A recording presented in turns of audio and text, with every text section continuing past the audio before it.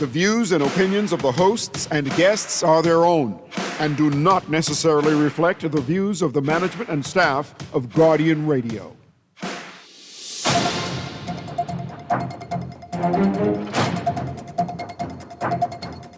Guardian Radio Today is brought to you by the Cleveland Clinic and Printmasters.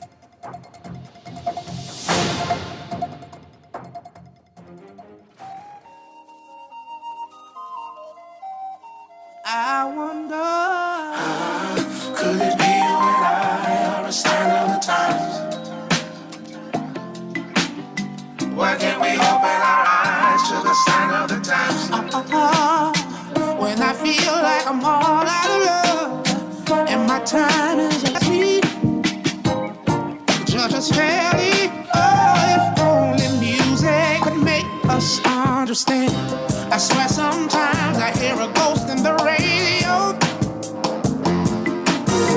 I went from station to station searching for somewhere safe to go. I'm not the only one to see it, so there's no question I believe it. I'm not crazy and I can't move till it makes me. Please try to save as many as you can.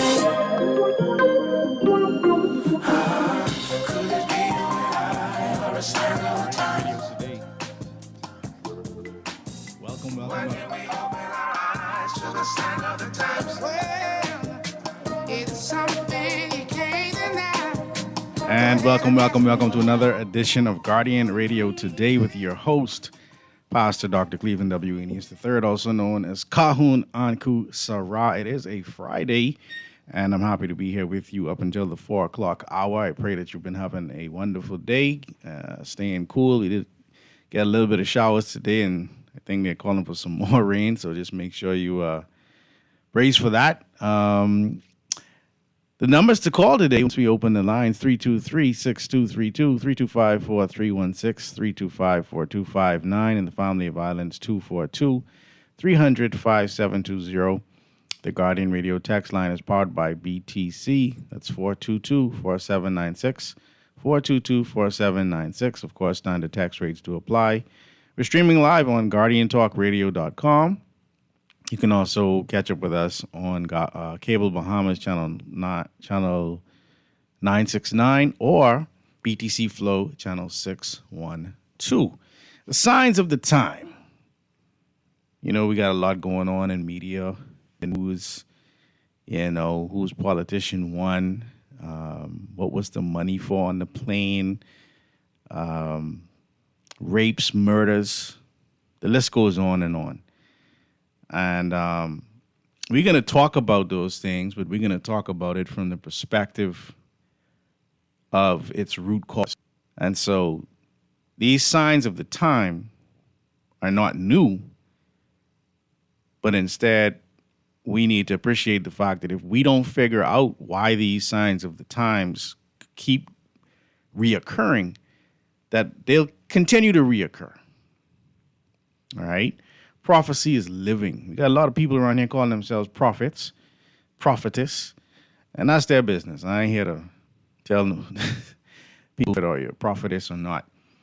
But within the African theology, we understood that prophecy is alive.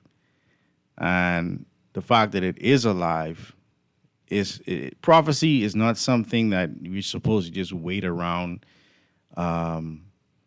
just wait for it to happen.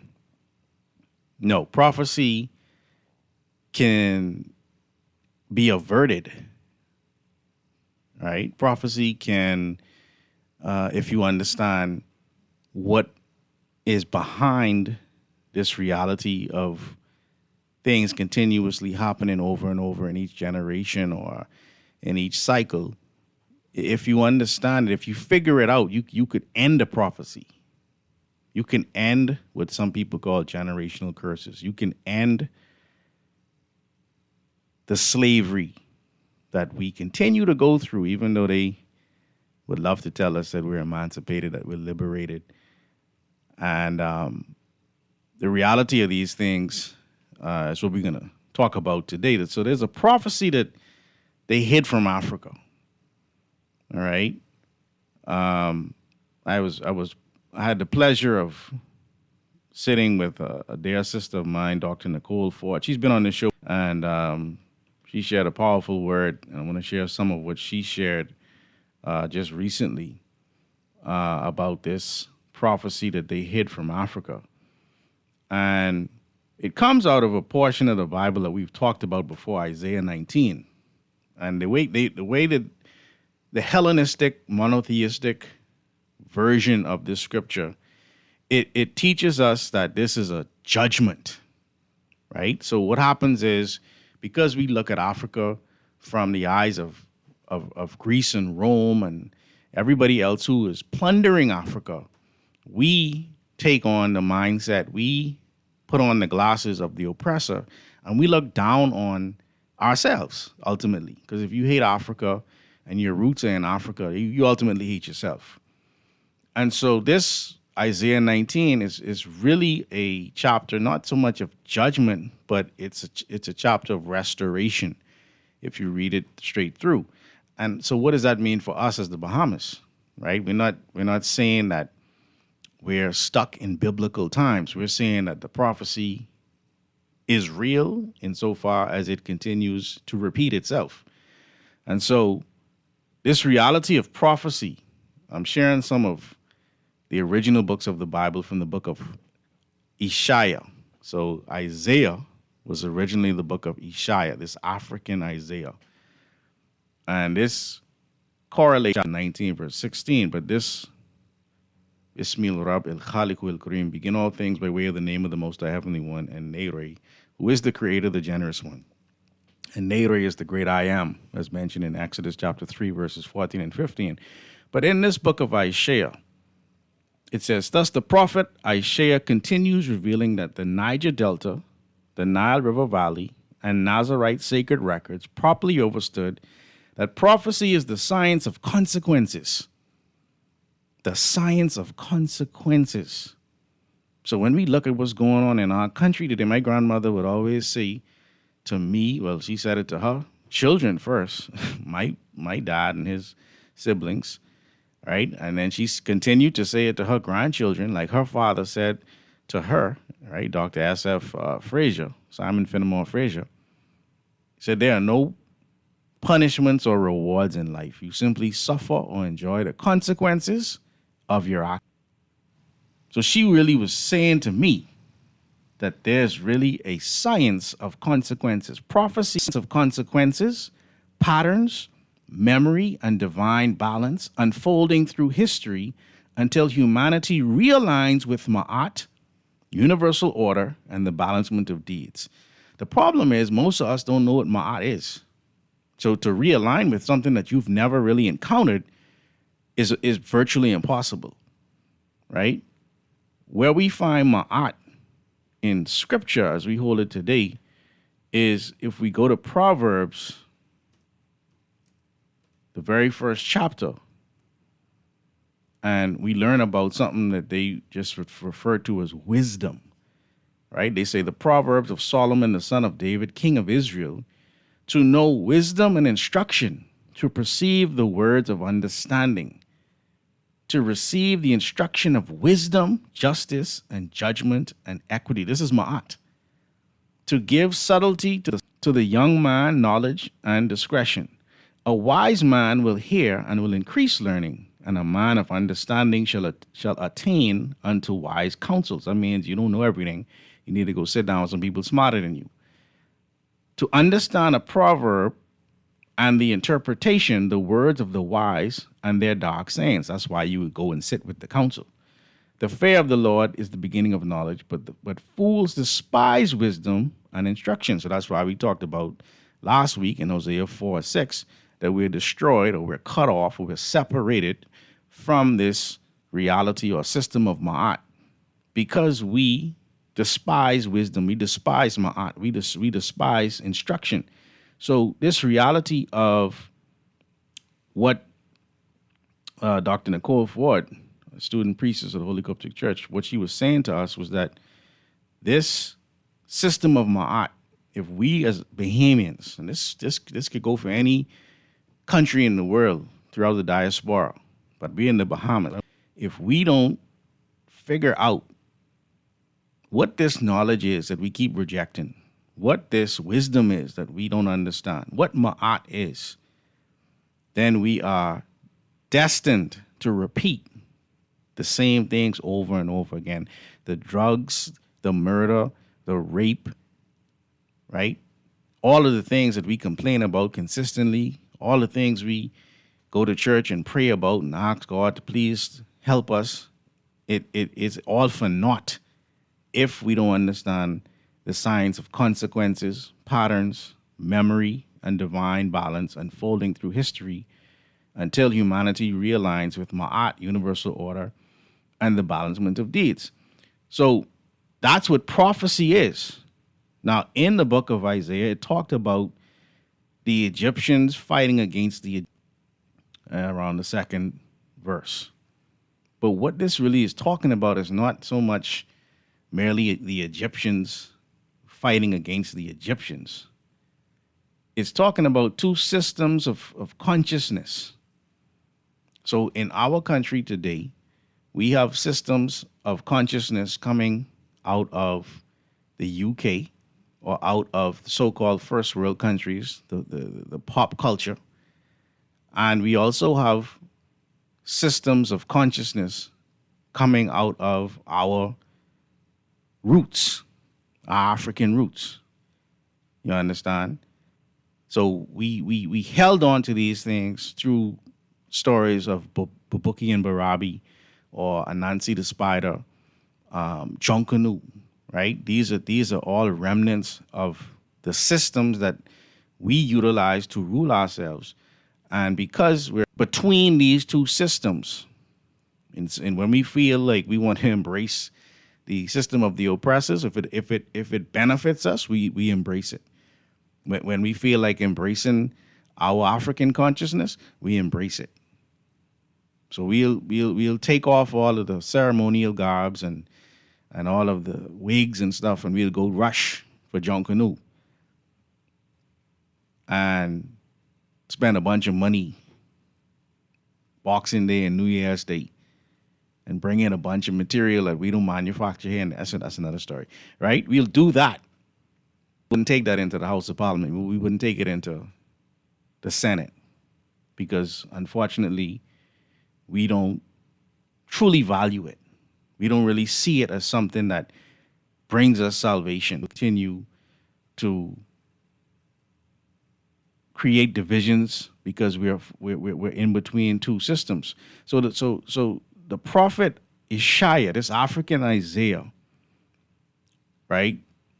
His words are simultaneously historical, spiritual, philosophical, and prophetic. This is Isaiah 19. The conflict within Mitzrayim, or what they call Egypt, symbolizes the inward fragmentation of people who have become disconnected from sacred memory and divine law. So as a people, as Bahamian people, we have become disconnected from sacred memory and divine law. Most of the times when you talk about this sacred memory and this divine law, in many instances, it's either ignored, or they call it pagan, or they say it's cultish, or they find some excuse to not listen, to not pay attention. You understand? And so the oppressors, these three sets of 12 invading dynasties, they through military force, but through psychological fragmentation. Their whole ability to rule us the way that they rule us is by keeping us confused. In many instances, we are confused. In many instances, we are just following through. We're just playing the role just to get through, just to get a paycheck. That's what many of us are doing. You understand? And so the melanated brother fights brother, while the melanin recessive architects of this imbalance profit from confusion. So we'll have people call in and say, yeah, you know, the people in Long Island, they could party and they could have a good time without fighting, but us black people, we always got to fight. You could drive through certain communities and the place is just clean. Where the freckles ain't so close. Let me say it that way. But amongst us, as black people, this is some of the comments I get. But if you don't understand the system that is running the way it's supposed to run, then you would never understand the architects of this imbalance. They're architects of imbalance. That's a part of the prophecy. Globally, through the end of ages, melanated communities are destabilized through this reality. So this melanated prophecy continues until humanity realigns itself with universal order and the balancement of deeds. But you got to know what that is. You got to understand what the laws of Ma'at are saying. The laws of Ma'at had to be a part of Scripture because in Acts chapter 7, verse 22, it said that Moses was learned in all of the wisdom of the Egyptians, of the Tamoraeans, of these ancient Africans.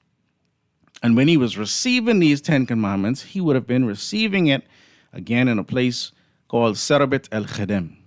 And they had a temple, as they refer to it as, a temple called the Temple of Hathor, or the Dendera temple, or the Temple of Ayunet, where he would have received a portion of what we know as the Shabaka stone, which is in the British Museum today. So, Isaiah 19:2 says, I shall permit Mitzrayim, or Egypt, to rise against Mitzrayim, Egypt. Brother shall struggle against brother. This is what's happening in this country today. Every day you turn on the news, there's another murder, or there's some vile act that we're reporting on or talking about. Brother shall struggle against brother, neighbor against neighbor, city against city, and kingdom against kingdom, because the people have abandoned the pathway of Ma'at and embraced the confusion of Netch, of wickedness. We've embraced wickedness. And then we're trying to figure out why it won't change. So in this Isaiah 19, you had a group of people who were coming in called the Hyksos, these shepherd kings. You had a group of people called the Ptolemaic dynasty. These were those who came out of Alexander the Greek, who they call great. Hyksos invasion, the Ptolemaic corruptions, the Hellenistic rewritings, colonial partitioning, because that's exactly how they separated Africa, and they made these islands their colonies, right? They did this. This is how they created this imbalance. So they are partitioning land masses, dividing them, right? Tribal manipulations, racial divisions, and even latter day on through the end of ages, psychological warfare against melanated people, all representing manifestations of the same scriptural pattern. So we're going to tell you how this scriptural pattern plays out today. Just give me a second. Just walk with me for a second. This melanated prophecy is cyclical and repeating. The prophet Isaiah, this African Isaiah, is not speaking about one isolated historical moment. We ain't just talking about biblical times, but about a repeating pattern visible throughout history wherever civilizations fall into distortion. So this has been happening from biblical times all the way until now. The prophecy continues. The Hyksos invasions, the Ptolemaic corruptions, the Hellenistic rewritings, the colonial partitionings. This is what we're up against. And so this is it's a period of divine judgment, but divine judgment is never punitive. When you look at our leaders today, in many instances, we think we can fix this country by being punitive. Oh, you want to get your car inspected? And it's not properly up to date, or you'll pay again. That's punitive. That's not divine judgment. You understand? Divine leadership we need in the country, corrective leadership.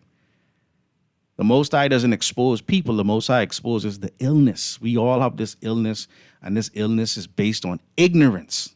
You're destroyed for a lack of knowledge. Hosea 4 and 6.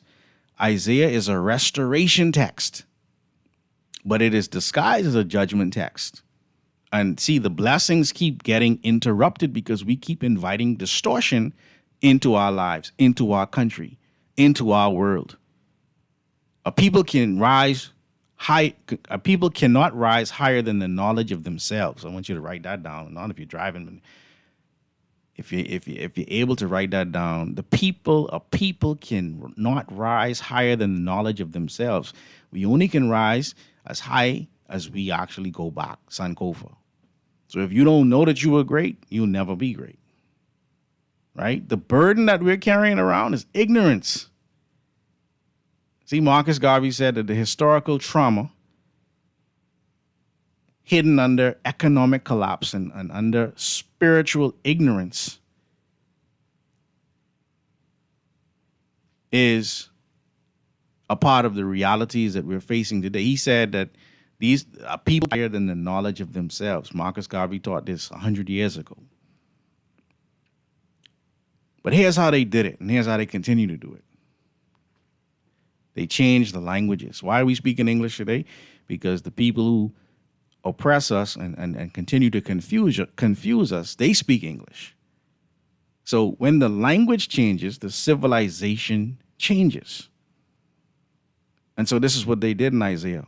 In Isaiah chapter 19, verse 18, in that day shall 5 cities in the land of Egypt speak the language of Canaan and swear to the Lord of hosts, one shall be called the city of destruction. So they're giving you the blueprint of how they do it. They came into this land. They made the people switch from their original tongues and speak the language of Canaan. We're going to talk about what the language of Canaan is in just a bit, right? In that day, 5 regions which shall become occupied and treated as mere Hellenistic cities on down through the end of ages in the land of Mitzrayim shall speak the language of Indo-European tongues as a sign and symbol that they have unwillingly and willingly made a covenant with Hellenistic doctrines. When we decide as Bahamians, when we decide that we don't want to give up the identity that we've been given and the language that we've been given, then we have unwillingly made a covenant with Hellenistic doctrines. The African Ishaya, he teaches that restoration begins through cultural. Yes, we need to speak about Jesus, but let's talk about the real one, though, the real and living Messiah, Yeshua, because he was about ancestry. Next week, we're going to talk about the works that we're supposed to be doing greater than him. In John 14:12, it talks about that, right? But all we talk about is the Hellenistic doctrines. We don't want to talk about culture. We think that culture is beneath us. But restoration begins through cultural recovery. That's why I'm happy to see that the government has a ministry of culture.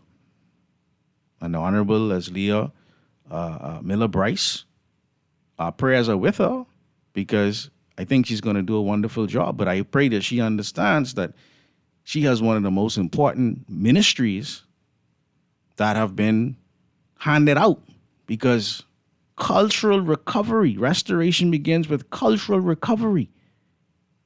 Before a civilization changes politically, it changes linguistically. Before it changes economically, it changes conceptually. The language of covenant represents the recovery of an entire way of seeing reality. That's why language is key. That's why we got to go back. These languages were. So what was the language of Canaan? The language of Canaan wasn't just one language. It was several languages. It was Hebrew. It was Phoenician. It was Punic. It was Moabite. It was Ammonite. It was Edomite. It was Derala, right? It was several of the languages that ultimately came in and took over the language of the original Tamarians. See the phone lines. We're going to open the phone lines in just a second. I just want to set the table here. So what happened when our languages changed? We were speaking Yoruba. We were speaking Igbo. We were speaking the language of Congo when we came here. But now we were forced to speak English. And what did that do for us? It erased our memory. You understand? It erased our memory. And so those 5 cities, they were attacked in Isaiah 19, but you had cities that were five groups that attacked before Isaiah 19. When you go all the way back to Genesis, you see these 5 tribes attacking in Genesis. And we're going to touch on that in just a second. But let me go back. Let me go to the phone lines here on Guardian Radio today. 323-6232, 325-4316, 325-4259, the Family of Violence, 242-300-5720. Caller, thanks for calling. A pleasant good afternoon, Doc. How you doing? I'm great, man. Thanks for calling. Sparky, you know, we got a culture in this Bahamas that we call Junkanoo. Yes, sir. And all of us grew up knowing about this Junkanoo. Yep. And, you know, at one time, they had tried to stop Junkanoo on Bay Street, said it was taboo, voodoo, all kind of things. Wow. And then they brought it back to Bay Street. And now Junkanoo is one of the biggest cultural events around the world. Yes. We have not even taught our children civics about Junkanoo in our schools. We got people, just about all the schools got a little Junkanoo group now. Yep. They teaching all the children how to beat drum and how to blow Yep. trumpet and trombone and you name all the different but things. let me One stick time a pin. ago, Hold on, Sparky. But stick a pin. Notice how the Junkanoo has morphed, though. Notice how we ain't using goatskin drums like we used to. Notice how Junkanoo has become like a marching band now. I just want to put that in there because I just want you to see how it happens.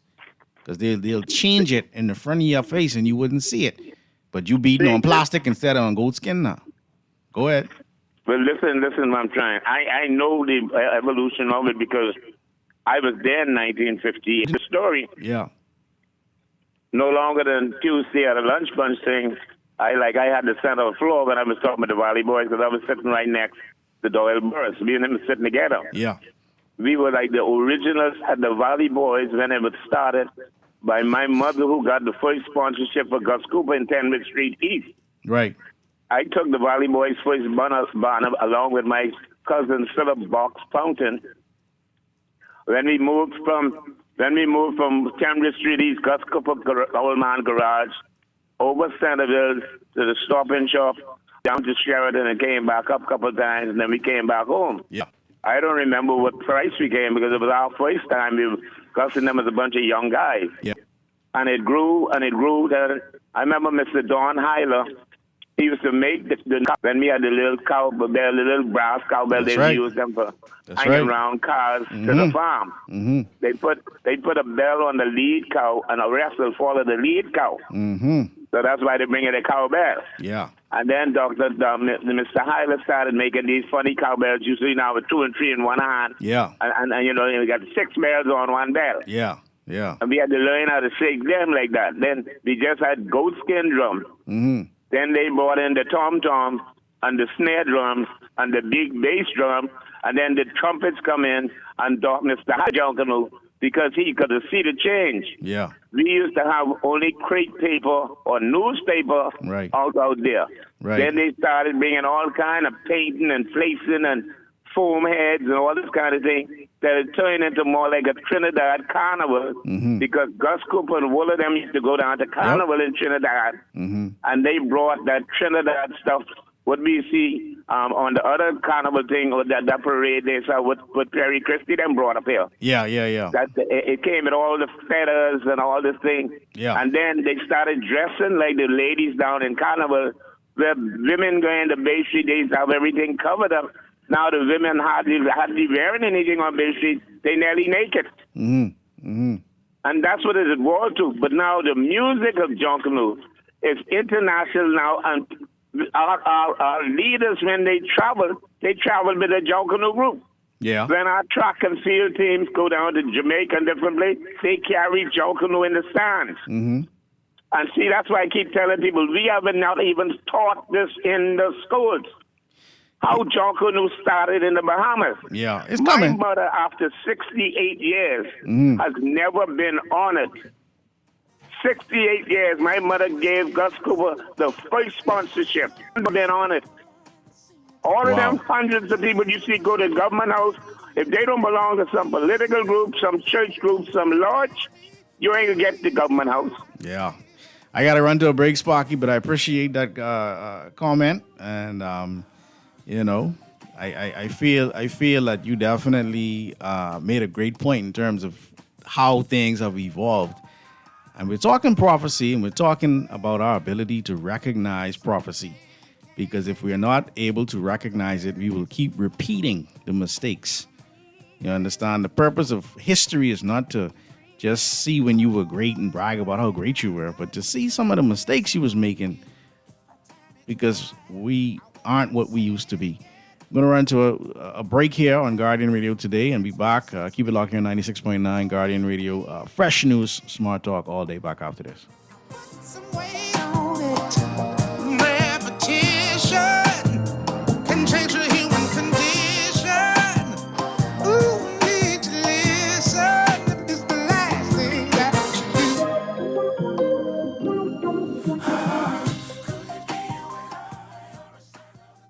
Budgeting and saving? Yes. Investing? Check. But what if you could do more? With an RF brokerage account, you can get priority access to local investment opportunities right as they come to the market. Never miss a bond or new share offering again. Plus, you can house all your benefit from expert investment advice.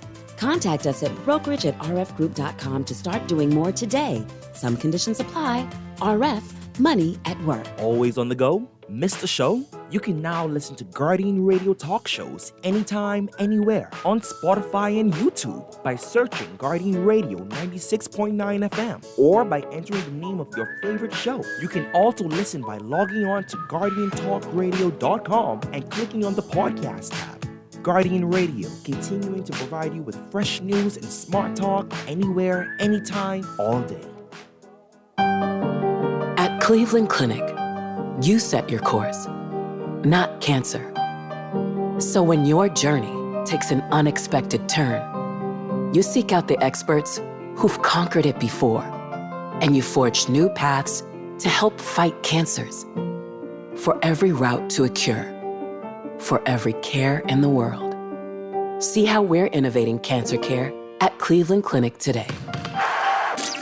It's that time again for the 31st annual Michael Scootery Peace on the Streets Basketball Classic. Bring it on now, let's go. Whether you are or a fan, you don't want to miss this one. The action starts July 13th at the Hope Center. Peace on the Streets. Register. Come on, everybody, we're going! That's the Peace on the Streets Basketball Classic, where we shoot hoops instead of guns. Game time.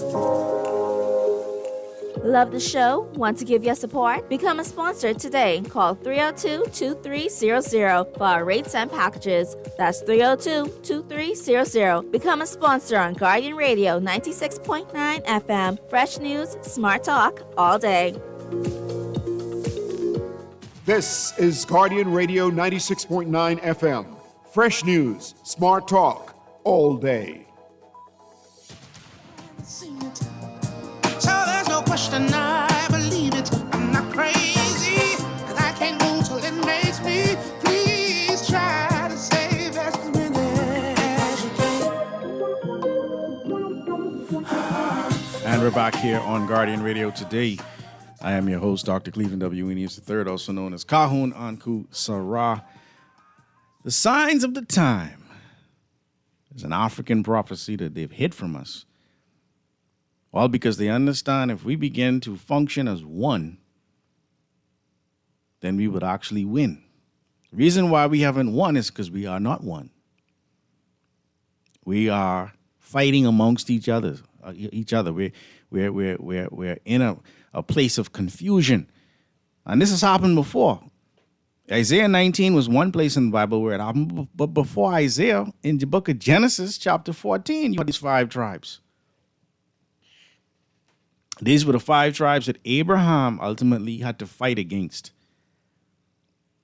And then he eventually met Melchizedek. And this is where they say tithing comes from.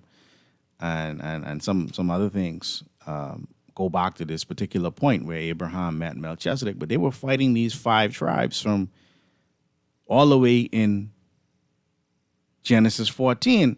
And it's important that we note that because later on, you have these 5 tribes that came back again during what was called the Scramble for Africa. right? During the late 19th century, a period known as the Scramble for Africa, 7 European powers invaded and divided the continent for colonization. The 5 most prominent nations in this colonial expansion were France, Britain, Germany, Portugal, and Belgium. So these 5 tribes come again. You understand? But why were they able to come? When melanated people abandon balance, when we forget ancestral law, when we permit foreign shepherd kings composed of the 3 sets of 12 invading dynasties of thrones, then the very foundations of Tamarayan ancient African cultures and civilizations begin to shake.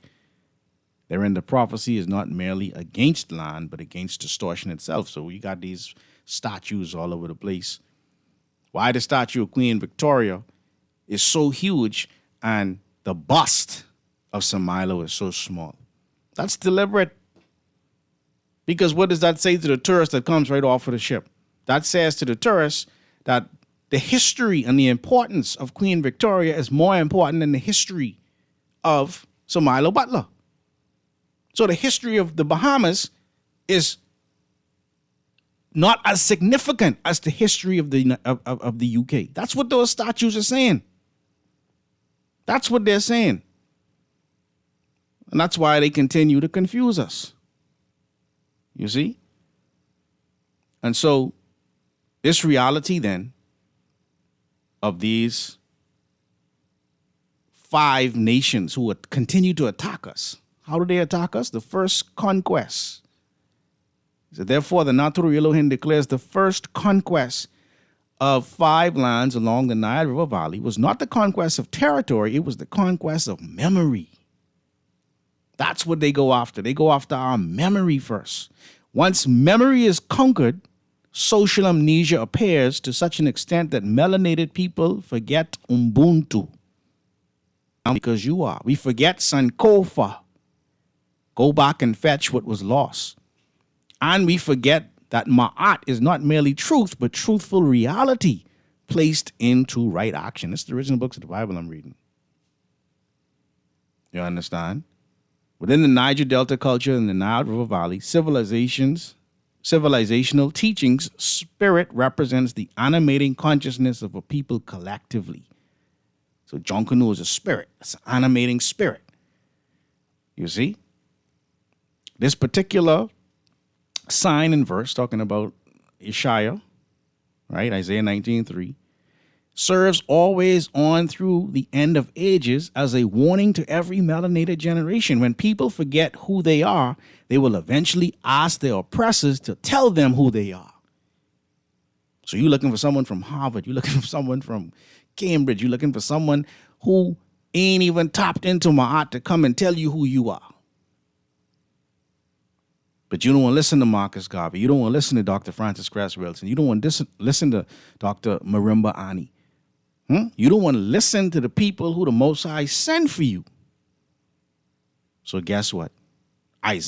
Genesis 15 will be fulfilled again. It's not yet full. They coming back to enslave again. Let's go back to the phone lines here on Guardian Radio today. Call you live. Good boy, listen. I mean, I don't know what to say. Uncle. Yes, sir. Restoration begins, you say, through cultural recovery? That's right. Cultural recovery. That's correct. Yeah. No. I'm feeling what you're saying because this is beginning to really make sense to me because when I look at how our memory, what we think about, what we dream about, really ain't us. No. We go to bed listening to radio and television programs, and guess what? That influences our dreams. That's right. But I want to tell you something about these nations you were talking about. The nations that dominate the IMF, that's United States, Britain, France, and a couple others, right? And you were talking about 5 of them. Yeah. They built their early wealth and their financial institutions during the centuries of slavery. That's correct. And colonial exploitation, That's correct. Now, look at what happened. That legacy, Uncle, gave them economic power to shape this institution called the IMF, right? Now, the labor of our ancestors was converted into wealth that gave those nations the power to shape global finance. And guess what? that wealth is now circulating back to us as loans. So our ancestors' labor, they are now giving us money and putting us further in debt from the wealth that they earned from our ancestors' labor. That's right. Now, I have a question for you, Uncle. And I want to see if I could take the junk out of Junkanoo. All right? Yes. You talk about Genesis 15, prophecy. I want to ask you a question. Prophecy is something that has to happen, or is it something that you could avoid from happening? Because if it's something that is going to occur, where does free will fit into this? Well, it's a great question. Remember, we said that prophecy is the science of consequences and patterns, etc. So if you aren't, your free will comes in and you actually deciding that you want to learn the patterns, that you want to see the patterns, that you want to understand the science of consequences. You understand? That's where the free will comes in. Because if you have a person, and let me bring it to a contemporary example, right? A man goes to jail and he spends, let's say, 15, 20 years, and as soon as he comes out, his son is going in. Oh, man. Right? That's happening. But we have to understand that they call it recidivism. When a person is themselves as an individual going in and out, but we have generational recidivism. That's a pattern. But that's because the free will is not saying, I want to understand the pattern, the science of consequences, the consequence, going against the sequence. The sequence is not, you're not supposed to be going from loan to loan. You're not supposed to be going from prison to prison. That's not how we're supposed to live. But someone told us just is going to happen. No, that's not how prophecy works. Okay. I always wondered about that. Yeah. I appreciate you much, man. Appreciate you so much. 323-6232, 325-4316, 325-4259. And Family of Violence, 242-300-5720. The Guardian Radio text line is powered by BTC. That's 422-4796. Standard text rates do apply. Caller, you live. Caller going once. All right, let's go to the next caller. Caller, you live. Yeah, how you doing, man? Great, man. Thanks for calling. Thanks for listening. Okay. I just wanted to, make a quick point on something that, and I don't want to go too deep.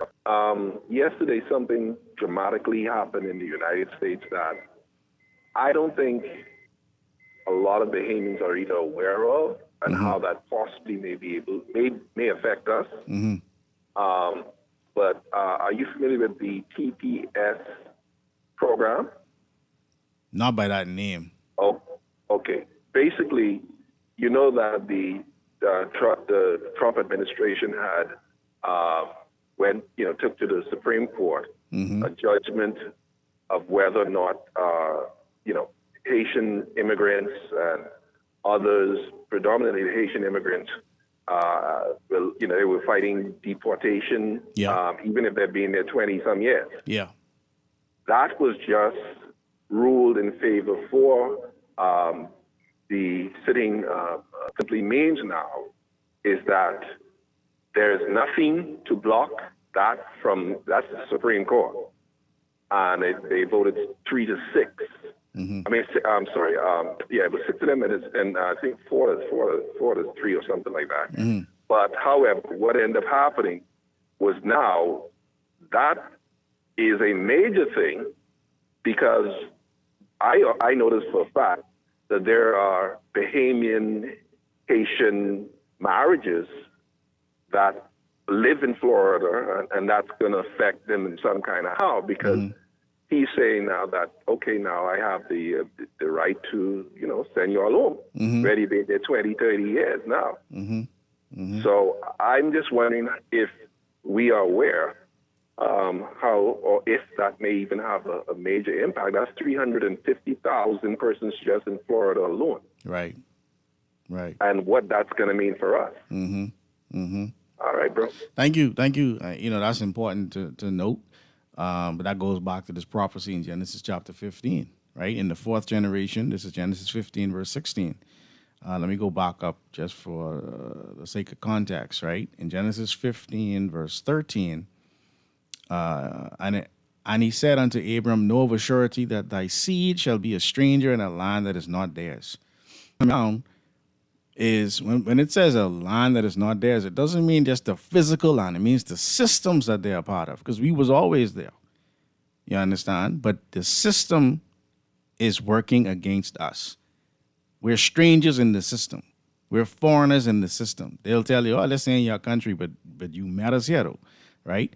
And shall serve them, and they shall afflict them 400 years. This is what we've been through.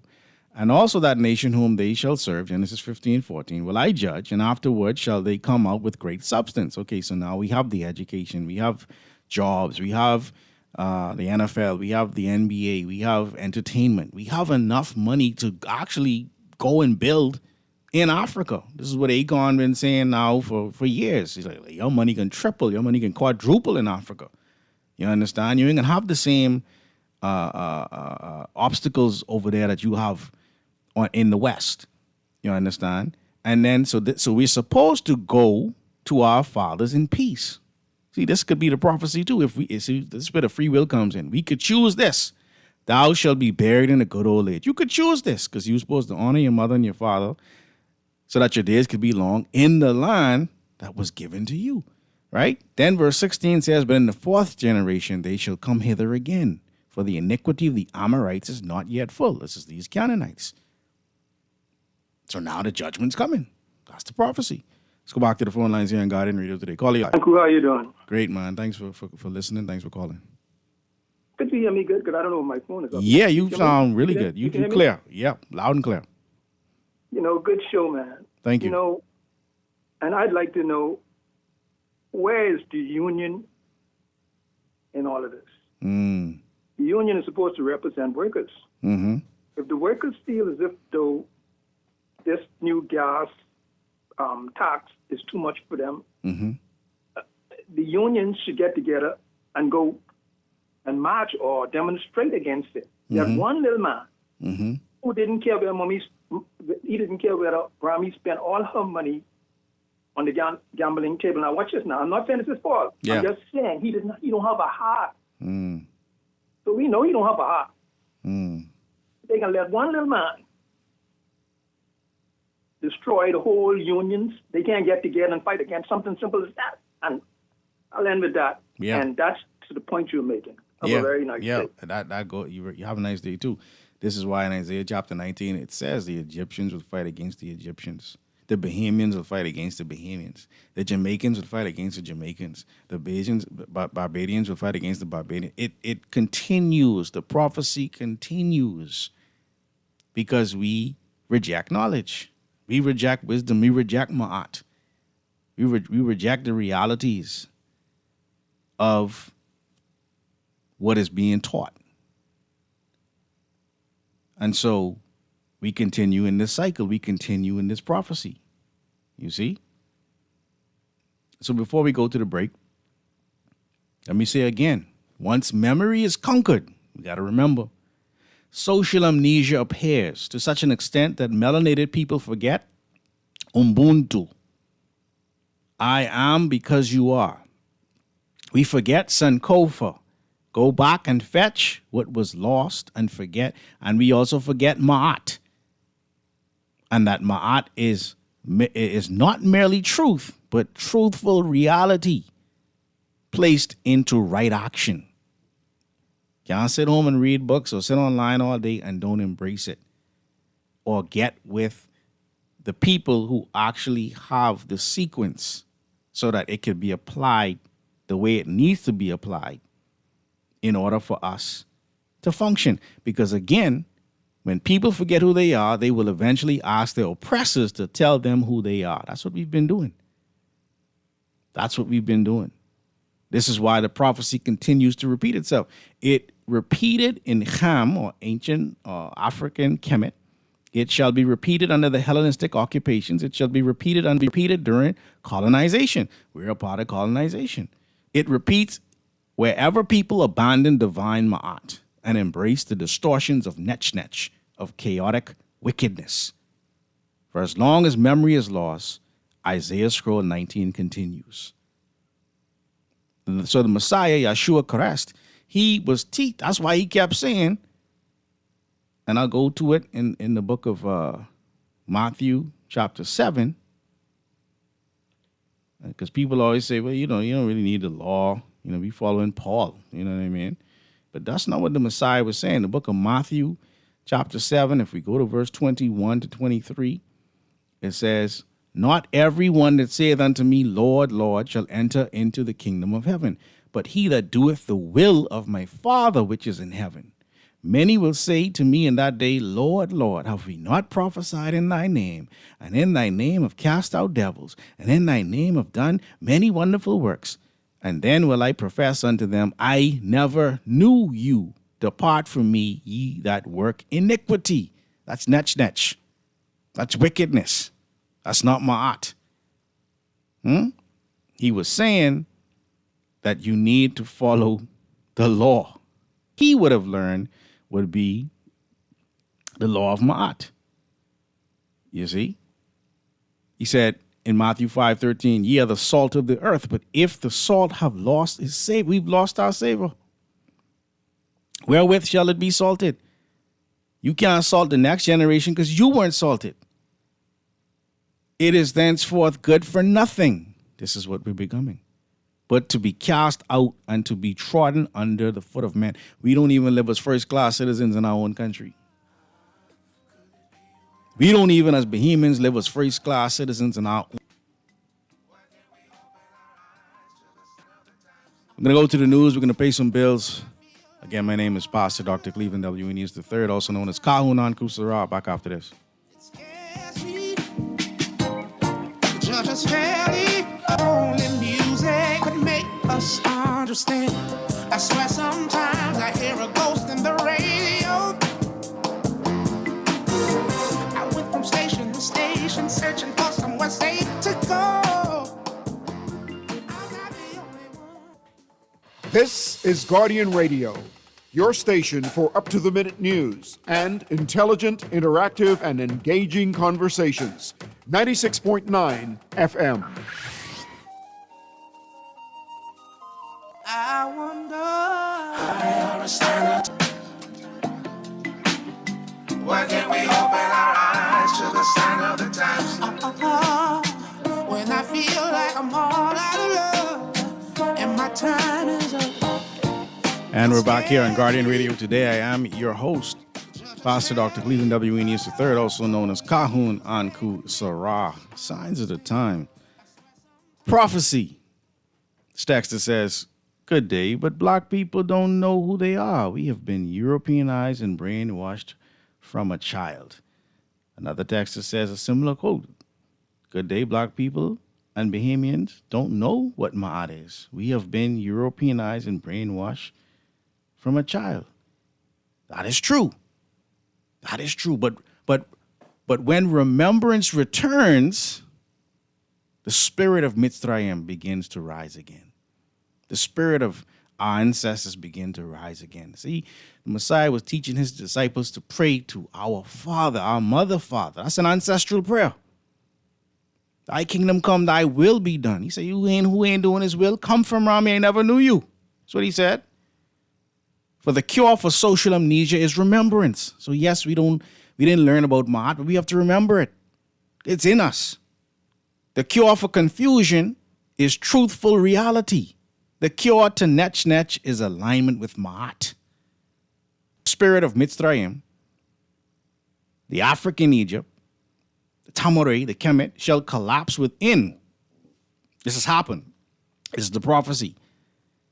It will collapse within her, and her council shall dissolve. And I want you to pay attention, because this is what happened to us. We forgot we were Yoruba.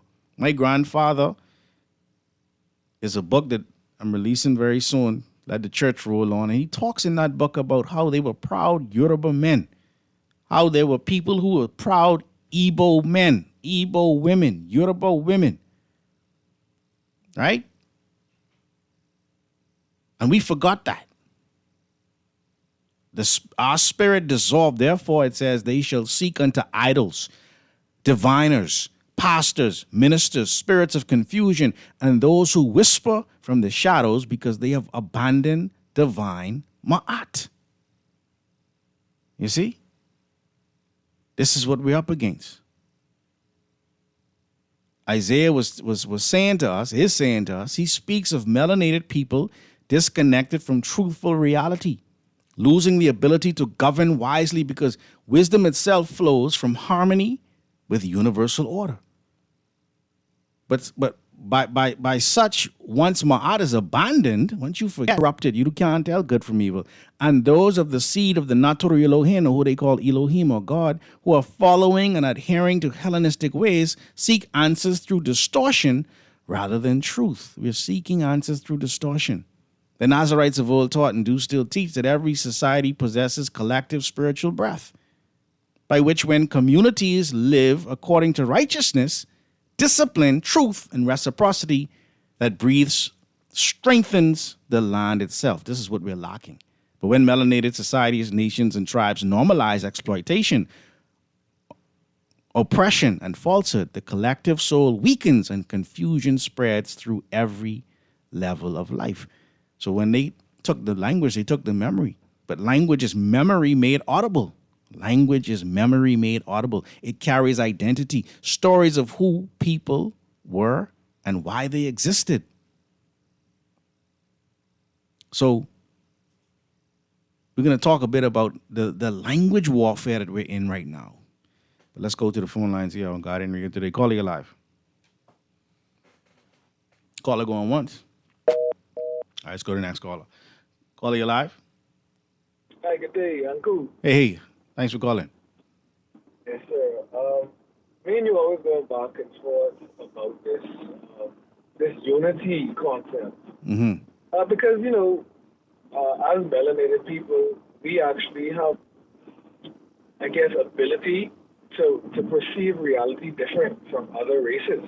Right. And we all living in a different world, right, brother? Like, I don't disagree with that. We have a different experience.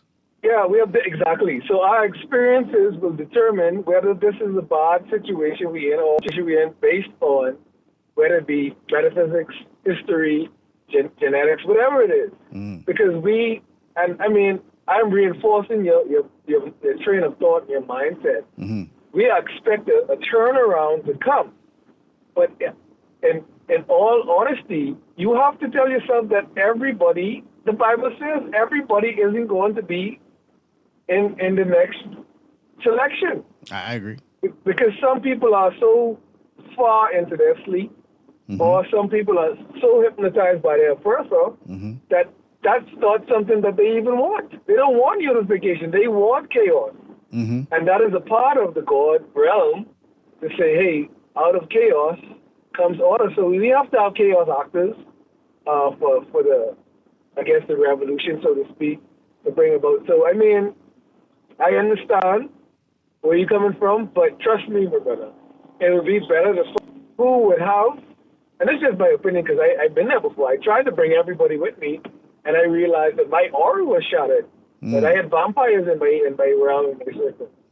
So, just if you could just speak on how do you suppose that everybody is going to be on to this next revolution, or do you not think that and you only speak into a select few? Great question.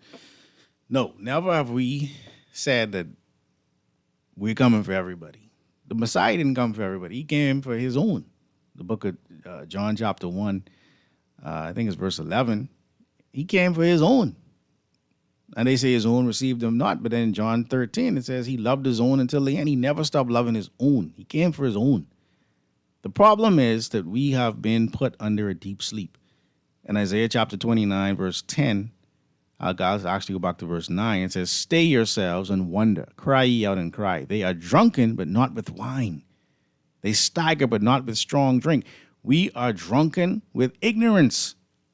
This word for drunken is the word shakar, the devil. We are drunken with the with the philosophies of Satan, masquerading as God, masquerading as religion. You understand? And so we stagger. The strong drink. It's so strong because it's on the television, it's on the radio, it's in the newspaper, it's at the church, it's at the school, it's on the park. It's a spell. The Lord hath poured out, verse 10 of Isaiah 29, hath poured out upon you the spirit of deep sleep. That's a spirit too. It ain't just sleep. We deep in sleep. We're not here to wake you up. We're here to make you want to know more than you already know. If I've done that, then I've done my job. But I'm not here to wake anybody up. You understand? And hath closed your eyes. The prophets and your rulers, the seers, hath he covered. So you don't see Marcus Garvey as a prophet. You don't see Louis Farrakhan as someone who's been sent to us to guide us. You don't see Malcolm X. You don't see Elijah Muhammad. You don't see Dr. Martin Luther King or Harriet Tubman or Yaa Santiwa or Saru or Set. You don't see them as the prophets that they are because you're being told that somebody who doesn't even look like you, who in fact oppressed you, is going to save you. And the reason why the way that they poured this sleep is they use language. The focus shift from rivers and rulers to language itself. This is significant because language is one of the primary vessels of memory. This is what Dr. Nicole Ford, student priestess of the Holy Coptic Church, she gave this word on Wednesday. I'm just sharing what she gave. A people preserve identity through language. They transmit values through language. They maintain continuity. So what they were able to do was utilize something called language warfare. That's a thing. It's the strategic use of language, definitions, and metaphors to shape public perception, establish dominance, or undermine an opponent in a political or social conflict. So rather than a physical fight, words are used as weapons to control narratives, to humanize adversaries and manipulate truth. So if you look up the word race, it means a narrative or an account. That's what the word race means. So they places, they redefine concepts, they reshape narratives. The people begin speaking new words and eventually begin thinking new thoughts. And Isaiah therefore reveals the immense power of language. So we move away from Ma'at and we start calling on the oppressors' religions. We want to be anglicized. We want to be Romanized. We want to be Hellenized.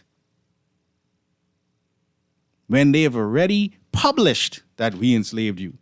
And they put it in the book, say, we come and do it again. Let's go back to the phone lines here on Guardian Radio today. Caller, you're live. Caller going once. All right, let's go back to the phone lines. Caller, you're live. Yes, good afternoon, Dr. Amy. Hope you're doing good today, sir. Hey, I'm well, brother. Thanks for calling. Yeah, like you're saying, people won't be this and people won't be that. You know, we won't, That's a part of be it. vehement. Because like when you was talking earlier about our ancestors waking back up and stuff like that, right? I mean, like would you think they could say we should call ourselves, when you were saying that your people, we're proud, Yoruba and Igbo people and stuff like that, right? They're African people. Yep. Right? I mean, so like you can't say the people won't be this and the people won't be that when we still won't be vehement. Who's like we? You understand? Like, so let me say this. Let me say this because I the spirit of what you're saying I 100% agree with, but I don't agree with the practicality of it, because unless you have the power to not just change what you're calling yourself, but to actually become it, then you just still talking. But I mean, just because you say you're African, you have African passport. Just because you're African, I mean you have land in Africa. No. Okay. See, listen, I understand.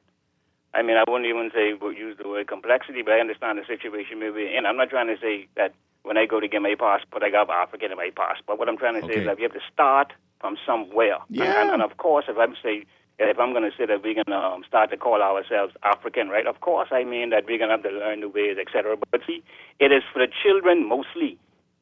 Do you understand? It is for the children mostly, right? Now, you had the caller call earlier, and he had asked about consequences and like prophecy. It's like this. We are in a system of things, right? That is a result of slavery, right? And I got a Bible talk about it. We are going into another system of things called a new world order, mark of the beast and stuff like that. So your choice is this.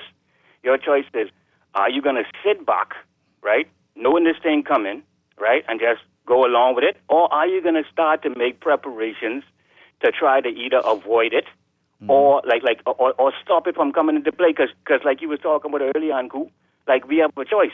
It's not this inevitability that things are going to get terrible, because Deuteronomy says it's life or death depending on what we choose to do. Right. You know what I mean? Deuteronomy clearly states if we choose to follow the right, then we get the right. But if we choose to do the wrong, then we get the wrong. And see, you were talking about consequence. See, consequence is not a coincidence, buddy. That's correct. You know what I mean? Consequence ain't no coincidence. And I heard someone told me before, say, listen, before you do something, think about the worst possible thing that can happen, right? And ask yourself if you're willing to deal with that. Yeah. You understand? And if you're willing to deal with the worst possible thing that could happen, even though it mightn't happen, you know what I mean, but could happen, then go right along and do what you want to do, because consequence is no coincidence. You understand? And you were talking about the salt of doing things like that, right? We, as black people, we are the custodians of this land. We are the custodians. When we are in our right mind. Yes. What I'm saying is that when the salt the have a intention of savor. the Creator was that we are the custodians of this earth. Of course, because we were in the image and likeness of the Creator. Yes. In past times, salt was used to preserve. That's correct. You know what I mean?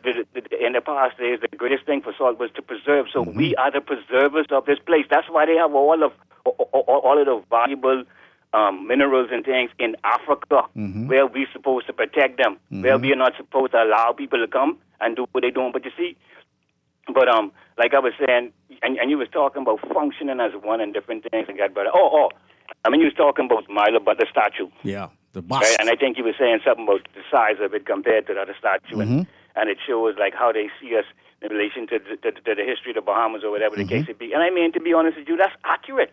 You know what I mean? Like when you think about it, that's accurate, because when it comes to this place called the Bahamas, right?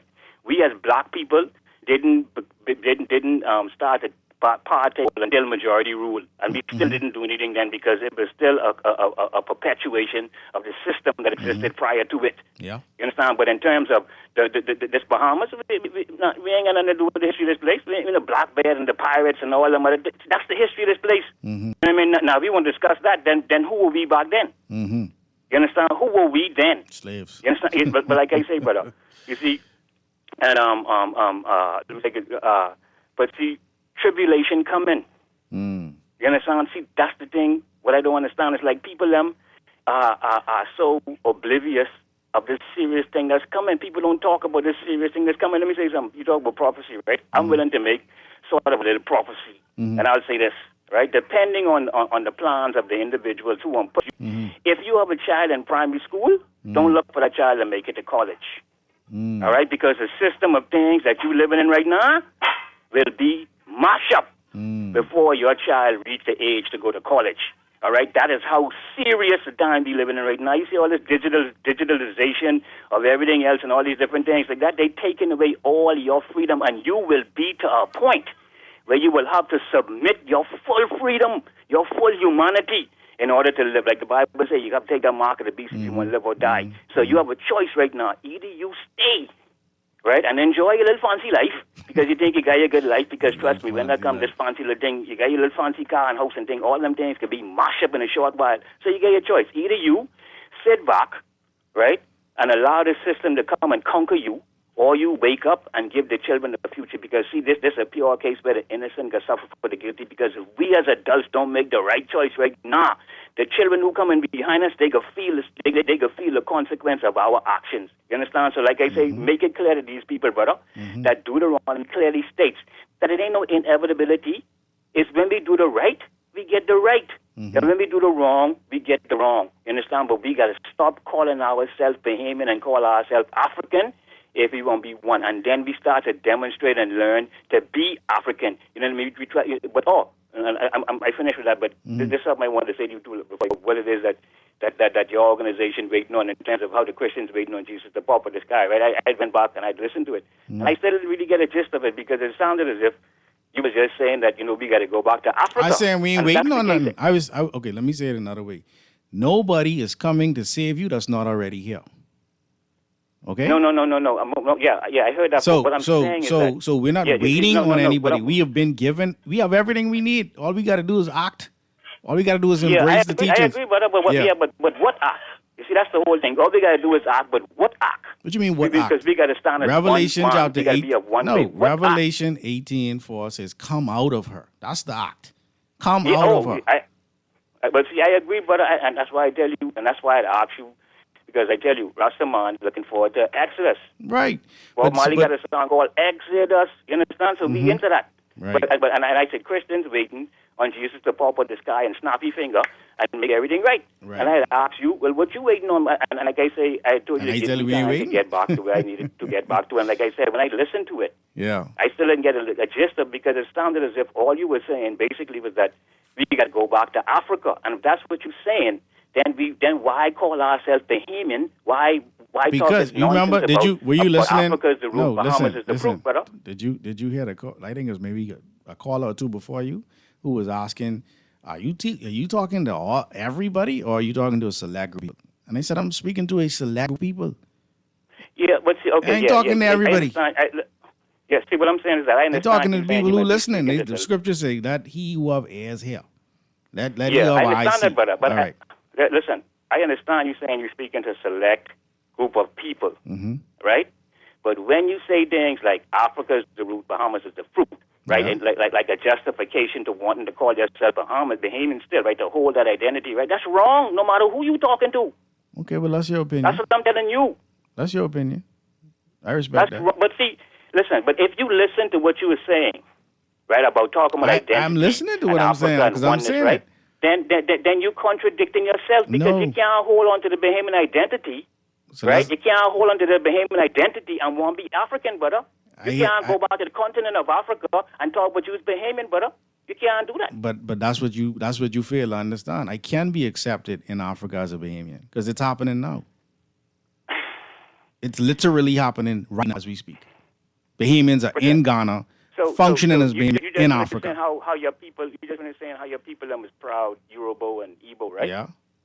So when you go back, so if you was to go back to Africa, right, and you land on a continent, right, you're trying to tell me, right, that you talk about a proud Bahamian? Bro, let me ask you this, and then you could go after this, right? If you, like, I'm from Nigeria. Before it was called Nigeria, we lived there, in the Oyo Empire. You believe I could jump on a plane right now and go back to what they call Nigeria today and just say, I'm a Nigerian? They're going to be like, well, where you was? And I'm going to have to explain to them, I was in the Bahamas. And they can say, "Oh, okay, so you're a Bahamian. So you still can't, even in your wildest dreams, you can't just go back to Africa and say you're an African, because they won't accept you as just an African. They have to accept. They have to explain where you came from, bro. Where you been for the past 50 years? Listen. That's all I'm man saying. will come from Africa. As a matter of fact, you could ask Africans right here, Mm-hmm. who from Nigeria or different places right here in Africa, right in Nassau, right in the Bahamas doing business, right? And you ask him if I'm an African. If I go to my Papa, Yes. he's African, he say, yeah. Of course, you're an African. Of course, But listen, immigration, no. listen, See, you talking nostalgia. I talking immigration. When I'm they talking no, reality, no, bro. I talking reality too. You gotta have a passport to get in there. So your passport can say Bahamian. That's all I'm saying, bro. You walking as if, brother, you talking about like things that I understand. Like Yeah, but you ain't working with practicality, my brother. Sorry, I had to cut you because I got a show to do, right? The point is prophecy, the reality of prophecy and what we're facing in this day and time is such that you understand the science of consequences. I don't disagree with the caller, you know. I understand what he's saying, and I feel what he's saying. I also understand that there's a practical reality to what he's saying.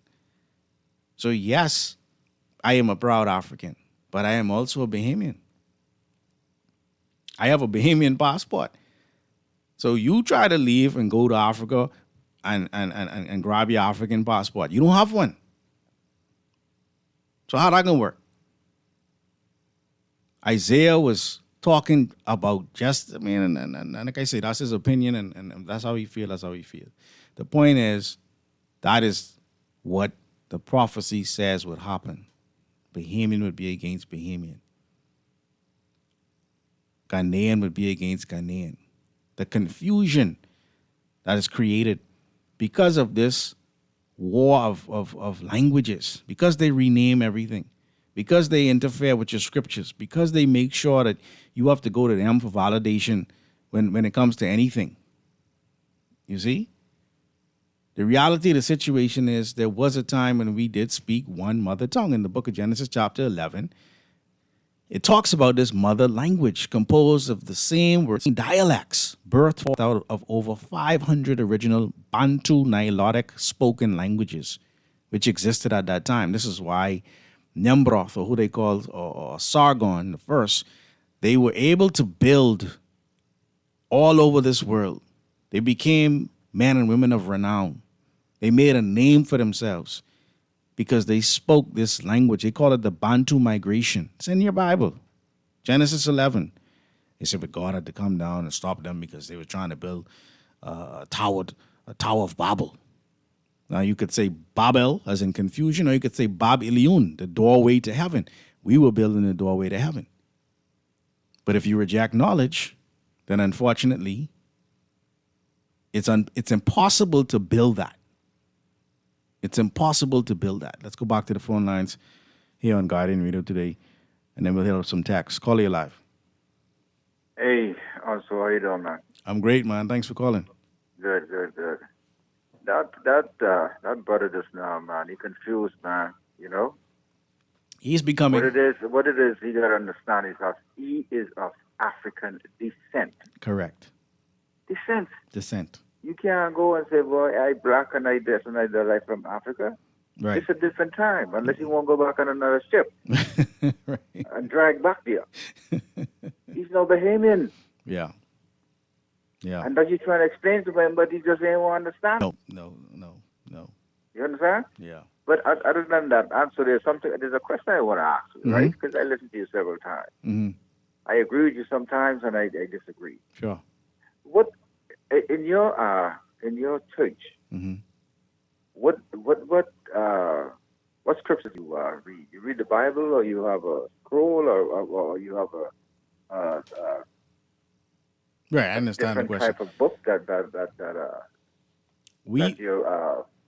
your philosophies and stuff come from. Right. We live by the original books of the Bible. Now, when we say the original books of the Bible, I've explained this before, and I'll probably do another show on it. In the King James, the Zondervan King James Study Bible, they give a reference, 2 pages worth of non-biblical text related to the Old Testament, right? And those non-biblical, I'm pulling that up now so I can name some of them for you. Those non-biblical texts they're referring to are actually books that we as the Holy Coptic Church recognize as the original books of the Bible. So when you talk about Genesis and you talk about a creation story, before there was a Genesis and a creation story, you had the Gildat Rahasis. You had Sumerian records. You had African records that actually gave so you'll hear me saying an African Abraham, right? You'll hear me saying an African Isaiah. You'll hear me saying stuff like that because these realities were already in place before the Greek Septuagint, before the Latin Vulgate, before the King James Version. We already had scripture. So that is what we are going back to. Now, do we read from the King James? Yes, we do, because the Bible is not the problem. The translation is the problem. The mistranslation, the misteachings is the problem. You understand what I'm saying? Yeah, I understand what you're saying also, right? Yeah. But you quote from the Bible. Yes, I do. I listen, you quote. Because But again... How could you be quoting from something that you don't believe in? No, because I said Because you don't believe in the I just said, Bible. listen, I just said the Bible is not the problem. So that's why I can quote from it. I can quote from it and go back to the languages and show you, for example, that the word God is not in the Bible. Elohim is there, Theos is there, but God isn't there. And when you that's simple. That's simple understanding for us. No, it's not simple. We know Elohim is the name of It's God. language warfare. No, it's not simple. It's psychological warfare. Because when you say God, you are going back to Gut. You're going back to a German source. You're not going back to the origin of the word. You're not going back to the origin of Elohim when you calling on God. It's actually language warfare. It's psychological warfare. And okay. I understand exactly what you're saying, right? Mhm. But I believe that it is wrong Mhm. to be using the Bible as you try to. No, it was wrong when they translate. hijacked the original books of the Bible and rewrote but- it. but- No, but- hold but what on. I'm They saying, what- admit that it's a version. It's a version of what? The original. So if you could take my scriptures, if you could take my, because they took it and they misaligned it. So we are putting it back in its proper sequence. So I have a right that they didn't ask permission to write the King James Version. They didn't ask permission to write the Latin Vulgate. They didn't ask permission to write the Greek Septuagint. They just took and did what they wanted to do with it. And they added their own Greek philosophies. They added their own Jason and the Argonauts. They added their own stories into it. And they said, the Odyssey and the Iliad. They added all of that into our template and called it the Bible. So we're not asking for permission to go back and fix it. We don't have to ask permission. We were already given permission by the Most High. So now this last thing is what kind of proof can you show me? What kind of proof can you show us? The language. Who you're listening is correct. Yes. What are the proof? The proof. You're not giving us any proof. I am giving you proof. Now, if you don't want to, hold on. You asked me a question. Let me answer the question. Because we study every day, and you could come and ask questions in our study sessions, and you think in 2 hours I could explain the whole Bible? I'm giving you pieces and portions of what we study every day. And you can come and ask questions, and we can show you in the language what we're talking about. We're not asking anybody to believe what we're saying. Now, if you don't want to study to show yourself a proof, I can't help you. What are you trying to do on the radio every time you come on with your show? And you start you start to speak of scriptures. Ask the question again. I didn't understand the question. Ask the question again. Sure. Go ahead. I'm saying. No, what I'm saying. One of the things that I do not understand, and it confuses me. Sure. Okay. It confuses me is that you're using what we as Christian call the Holy Bible. You quote from Matthew straight down to Revelation. You love to quote Revelation. I quote from Genesis to Revelations. Oh, and I am a true Christian. So let's just be clear. Hold on. See, let's be clear. I am a true Christian. So I have the right, just like any other Christian, to use the Bible. There are things in the Bible that you don't believe. You don't believe in Jesus Christ. You do not. I do believe in Jesus Christ. You do not believe that there's a Messiah that is coming to save. I never said that, sir. You clearly don't listen to the shows that I teach, because in John chapter 1, verse 41, they said that they interpreted the Messiah to become the Christ. Why aren't you concerned with that? Why aren't you concerned with 2 Corinthians chapter 11, verse 4, that talks about another Jesus? Why aren't you concerned? Jesus? Yo, you didn't even know it was there, did you? You want us to go and read it right now? Go and read it. Okay. Please. Let's look at it. Listen to every show. Don't just come in on some shows and then decide what we're talking about. 2 Corinthians. At all times. 2 Corinthians chapter 11. When we go to verse 4, it's given a warning. It's given a warning for if he that cometh preacheth another Jesus, whom we have not preached, or if ye receive another spirit, which ye have not received, or another gospel, which ye have not accepted, you might well bear with him. This is 2 Corinthians 11, verse 4. And that is how you interpret that? That's a simple interpretation? That, again, if you want to go to the language. If somebody comes on the radio and preach or teach another untold. Well, hold on. Was his name Jesus or Yahshua? Yeshua. So you asked me if I believe in Jesus Christ. I do believe that there's a Jesus Christ, but I know the original Messiah is Yahshua Christ. Into English. Yes, but you don't translate names, sir. If you understand, do you understand that you don't translate names when you're translating? Oh, come on. You don't translate names. Oh, no, Anso, man. I respect you as a learned person. So if you do, then go and research whether or not you translate names. You don't translate names. Ask any lawyer. Go find out if in court do they translate your name. You're going to tell me you're going to give me a German name. I'm going to just use a word whatever the German names are. Mean like God. It could be translated to English. It could be translated to German. Could be. What's your name? English. What's your name? The name. What is your name, sir? What is your name? There's no translation. What is your name? What is your name?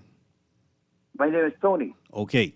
If someone had to write a police report and they had to name you in that police report, they're going to call you Tony, even if they speak in German. They're going to call me Tony. They're going to give the actual legal name in your passport on your birth certificate. They're not going to translate it into German. Precisely. Okay, so why did they translate Yeshua to Jesus? I understand that. Fully. Because it's not the same person. That's why they did it. Fully what you're saying. Yeah. And you're saying that I cannot say Yeshua, Jesus Christ, Yeshua, Messiah, the Messiah. I cannot say that. You can say what you want to say. I'm just trying. 41 told you what they were doing. They were interpreting the Messiah into Christ. And that word Christ goes back to Krishna because they were also being influenced by the Hindus. So they weren't talking about the same individual. And that's where the confusion comes. And that's why they say, if he that cometh preaches another Jesus whom we have not preached. They are preaching about JC, Julius Caesar. They're not preaching about Yeshua Christ. They're not preaching about the African Messiah with woolly hair, with raspy voice, with red eyes, as mentioned in the book of Revelation chapter 1, verses 12. That is where the biggest problem comes in. Yeah, but then that's the confusion. So that's why we have to speak up, because the Messiah has been lied upon. The Messiah will say, you people who have done all of these miracles in my name, I never knew you. Yeshua. Hamashiach is another phrase, or Yeshua Christ, an African Messiah. We have to get back to the languages, because in the beginning was the word. That is telling me the Christ, Yeshua. The Christ. The Christ, or Yeshua, Joshua, the Christ, the Messiah, the Christ. Mm-hmm. But the language, because the Messiah, the word Messiah, listen, I'm not making it difficult. It was already, no, brother. It was made difficult because we are just telling everybody that, it's just the same thing in different languages. That is not true. The word Messa, where the word Messiah comes from, that's an African word. It means to wipe clean. And what did they wipe with? They wiped with the hip. What you're telling me this? What kind of a proof do you have? You just want to tell me something for me to just look up the word Messa. Come on, man, that's what you're doing on the radio, man. M-E-S-S-E-H. You're just using these languages of the people that people. Listen. I understand that the information is coming quickly, which is why it's being recorded.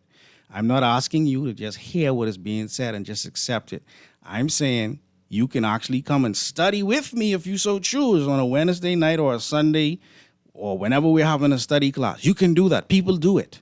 And we can slow down and show you. I can't do everything on the radio, but I don't expect you to just hear what we're saying on the radio and just eat it up. That's not what this is about.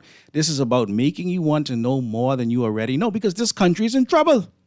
This country is in trouble. Yeah, but I don't live in the whole world. I live in this country right now. I have control here. I don't have control in other parts of the world. I have control right here in the Bahamas. So I can't use that excuse that it happening everywhere in the world. We right here right now. Anything else you want to ask? Okay, my brother, there's a lot of things that I want to ask, but all things don't come back to my memory. You know, but I think I'm going to visit you all. Let me give you my number too. 426-1148. 426-1148. Okay, also. All right, thanks for calling, Tony. Good. We're going to run to a break here on Guardian Radio today. Why can't we open our eyes to the signs of the time? We'll answer that and more after this. Keep it locked. Go ahead and ask me why. For the moment. And if you think you're dreaming, I have got the perfect song for you. If I time it just right, I won't have to say it again. Hey, will my 2 cents be enough? At Star General, you can go gold. Comprehensive car insurance covers loss or damage from accidents, fire, theft, and third-party liability. But But the Gold package gives you increased coverage for rental car and windscreen, personal accident, medical benefits, deductible waiver, and 24-hour roadside assistance where available. Our Star General Gold package also gives you up to $2,500 for accidental damage to a rental car anywhere in the Bahamas. Go gold with Star General. Insurance made simple. Always on the go? Mr. Show's Guardian Radio talk shows anytime, anywhere on Spotify and YouTube by searching Guardian Radio 96.9 FM or by entering the name of your favorite show. You can also listen by logging on to GuardianTalkRadio.com and clicking on the podcast tab. Guardian Radio, continuing to provide you with fresh news and smart talk anywhere, anytime, all day. Giant slices, perfectly baked, foldable. Marcos is bringing New York to your neighborhood for just $19.95. Meet the Marcos New Yorker Pizza. Built with Marcos fresh dough, rich sauce, and fresh, never frozen 3-cheese blend. This is pizza the New York way. If you can't fold it, is it really New York style? Go big, fold it, love it. Big slices, big flavor. The New Yorker Pizza, now at Marcos for $19.95. Order now at MarcosPizzaBahamas.com. You try to rest, but roll with the best. For all your printing needs, there ain't no one better, no. For posters and banners, magazines and flyers. For window decals, greeting cards and newsletters. No job too big and there's no job too small. You name it, we can print it. Just give us a call. Let Print Masters bring your masterpiece to life. Located in the Nassau Guardian Building, telephone 302-2361. Turn a trip to Burger King Nassau into a galactic adventure with the Mondo and Grogu Whopper Combo, featuring special shake fries. Whether you're a bounty hunter in training or just here for Nassau has everything Mandalorian and Grogu related you could want. Grab the toys, the mugs, the crowns, and your crew and head on down to BK and celebrate the Mandalorian and Grogu adventure with Burger King Nassau. This is the way. Beulah gal, can you believe this? We are now the patrol queens of the neighborhood. We now large and in charge. So we need to check out what's going on in everybody's yard. What about that gun that we know that Junior and his homeboys just ran out? Can we report that too? Of course we can. But we could be in deep trouble if they find out. We need to report what we see, Beulah. When you call Crime Stoppers, they just answer your call in Miami. So then we can report everything? Guns, where they hiding the drugs, who shoot who part of which gang, or who disturbing the peace with the loud music and the motorcycles. Then our neighborhood will be the best in the Bahamas, and everybody gonna want to come live here. And then our house price will go up, gal. So what we waiting on? What's the number? If you see something, say something. Let us all pitch in and stop the crime before it's your time. Call 328-8477 from Nassau or 242-300-8477 from the Family Islands. Or text us through the Crack Crime Bahamas app. Stop the crime before it's your time. Love the show? Want to give us a 302-2300 for our rates and packages. That's 302-2300. Become a sponsor on Guardian Radio 96.9 FM. Fresh news, smart talk, all day. This is Guardian Radio 96.9 FM. Fresh news, smart talk, all day. I'm not the only one that's seen it. So there's no question, I believe it. I'm not crazy, and I can't go till it makes me. Please try to save as many as you can. And we're back here on Guardian Radio today with your host, Pastor Dr. Cleveland W. Eneas III, also known as Kahun Anku Sarah. Why can't we open our eyes to the signs of the time? This text that says, Uncle, we live in a society where mothers are disrespected, discarded, where discipline is abuse, and abandonment is cool. Gossip and lies are set in stone. Crime and corruption equals wealth. Skin and money depicts your rise or fall, and an eye for an eye is inhumane. Welcome to the upside down world. That's when you embrace netch. That's when you embrace, not you, Dexter, but we as a people, when we embrace wickedness, that becomes the norm. Good afternoon. Where can I get a copy of your Bible? Not Bible, but you know what I mean. I got you. The original books of the Bible. JourneyHomeGroup.com, JourneyHomeGroup.com, or you can reach out to me, 426-1148. Let me just get another couple of texts before I go back to the phone line. Well, Dr. Cleveland Enius III, I'm going to tell you, just like I commented to Brother Akon and Dr. Omar Johnson, the following.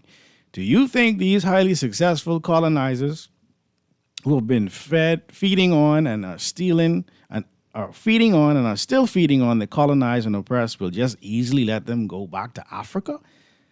I don't think so. Well, Texter, I never once mentioned anything about asking any colonizer if we could do anything, because people going back and forth right now. You understand what I'm saying? But yeah, thanks for texting. Brother Uncle, tell Clint, yes, we are all African, but what will the African say when he reach Africa and say where he is from in Africa, which part, where has he been, X, Y, Z? That's the point I was making. Call you live here on Guardian Radio today. Hey, Uncle. Hey, thanks for calling, man. Hey, yeah, man. Uncle Yaman continues, to teach us, because it's clearly that religion has done a number. False religion. See, because we never got religion. We got the slave master's interpretation of religion. We've never gotten religion. We've never gotten the Bible. I'm referring to the I'm with you. Right. The slave master religion, the religion what the everyday person is familiar with. That religion I'm referring No, I'm with to, you. right? I agree. Yeah, and I'm so grateful to listen to you trying to break and clear these things down, because it only makes sense, right? If let's say if the colonizers were the one for changing up the Bible, like you said, right? It's a version, right? So if we have a book that's of version, right? Then it has to mean that it is something other than this one, because version. If there's a version, there's an original. Plain and right. simple. And religion, the one I was telling you about, those religion, the people would follow them. It blinds their eyes from understanding every form, because every word has a meaning. Yeah. You just can't look at the Bible and just by saying the Bible. But who wrote this Bible? Let me tell you who wrote it. Philippians chapter 4, verse 21 and 22. Salute every saint in Christ Jesus. The brethren which are with you. Salute every saint in Christ Jesus. The brethren which are with me greet you. All the saints salute you, chiefly they that are. Why are they talking about Caesar's household? Because that's who wrote this one. That's who wrote the one. All right. Because King James, right? I mean, I think it was said where he murdered over 300 of the true Christians who were the true gospel, and he used they used what those first Christians or true Christians was compiling. And after that was not in the favor of what the colonial masters obviously was interested in, those persons was cut down, and that's when the King James version of the true Bible that those ones had, he came up with his version, and then it translated right down to the point where during slavery, it's only this version of Bible that was allowed to be read, and anything else was death or punishment. So when you put all of all of these things in as a thinking human being, it can't be that the churches that we go are helping us to get any closer to the true reality of Yeshua and the Christ and the true religion and the true gospel. Amen. Have a nice day. Amen. I appreciate you reaching out. Good afternoon. Is there a side-by-side comparison of original books and how it was misinterpreted? Every Wednesday at 6 p.m., and every Sunday at 2 p.m., we're online, and this is what we do. Sundays at 10 a.m. is face-to-face. So if you're interested in seeing that side-by-side comparison, just feel free to join us. All right, let's go back to the phone lines. Caller, you live. Hey, good afternoon, Auntie. How you doing, my brother? Hey, how you doing, man? Thanks for calling. Okay, quick question. You know, you said you are African. You know the origin of that word African? You know who coined that, right? Well, I know that was coined by Romans. So the same white people you criticize, and the Romans actually, black people didn't create African, the word African. That was coined by the Romans. Let me help you. No. They always name themselves after the land that they conquered. He didn't name it Africa. He was naming himself after the land that he was conquering, because before the Romans were there, they had a leader called Afro-Unu, who was millions of years before the Romans ever got there. But what they have done is they have told us this, and I've learned that too, my brother. I've learned that too. But you saying that, right? But you want to be the authority on it, right? But it's not me being the authority on it. There is an authority whereby you can go and research it. I'm not asking you to believe me. Okay, that's fine. I've heard that narrative. Okay. That narrative doesn't play out when you do the research. Okay, I'll leave that one. And then, you said there's no transliteration of names. So the names that whatever you are, people, whenever you go to a different speaking country, then you should, or the name actually sticks. Right. If you go to Germany, today, they're not going to start calling you the equivalent of the German. They can call you your name. I hear you saying that, and that may be true. That's true in most contexts, but I'll give you an example. So all of Jesus' apostles, all the New Testament apostles of Jesus, the 12 of them, none of their names are the English-speaking names that we have. Those are just derivative of those names. So would you still refer to them by the English-speaking name, or are you saying, I should really call them what the Greeks call them, because it was a Greek translation? That's what happened. It wasn't a Greek translation. And they give the last time, because I know time is short. Yeah. Mm-hmm. Even Jesus, the name Jesus, how it came about. Mm-hmm. Okay, this is my research. How it was a transliteration in the first century, because there was no SH in the Greek language when they were translating it from Aramaic. It started to get a different name, and they started to say Lysias. And then eventually, over time, because of when they're translating stuff, it ended up being Jesus, which did not take away from the power of the authority of that name, going back to Yeshua. No, it and did. Even Yeshua that you used, that was not the original. The original was Yehoshua. So why he say, hallowed be thy name then? Why did he say in the Lord's Prayer, hallowed be thy name? Right, but you see, again... No, you got to answer that question. You can't. The name can't be hallowed and you changing it. You can't do that. But hold on, Jesus wasn't the hallowed name by... Yes, he said, I and the Father are one. John 10:30 says, I and the Father are one. No, so if the Father's name is hallowed, so is the name of the Son. Okay, but let me show you the heart. No, I hear you, but I'm saying let's be in context. When that was stated, all right, Jesus was not hallowing his name at that point. Remember now, he was pointing to the Father. Everything was to the Father. And the Father's name, they put an acronym because it was not proper for them to actually call it. And there used to be YWHW. That's the Jews. That's not the Africans. All right, so that's all I wanted to. I appreciate it. In the book of Revelation, chapter 9, verse 11, it says, and they had a king over them, which is the angel of the bottomless pit, whose name in the Hebrew tongue is Abaddon. This is in the New Testament. But in the Greek tongue, hath his name Apollyon. So they didn't know how to call the names. When they go to Genesis chapter 14, and they say Melchizedek is the Genesis chapter 14. Let me just read it quickly before we get out of here. Genesis chapter 14, they call him the king of Shalom, right? Why didn't they just go back to they didn't go and talk about the Arabic. They talked about the Hebrew. They have picking and choosing when they want to actually translate or transliterate. That's the point I'm making. Let's get this last call in before we get out of here. Caller, you live. Caller going once. All right, caller, you tried. All right. I appreciate the callers. I appreciate the texts. We'll do more on language and how the warfare of language is what is dividing us. You understand? because everything that we discuss, our Bible studies are 4 or 5 hours long.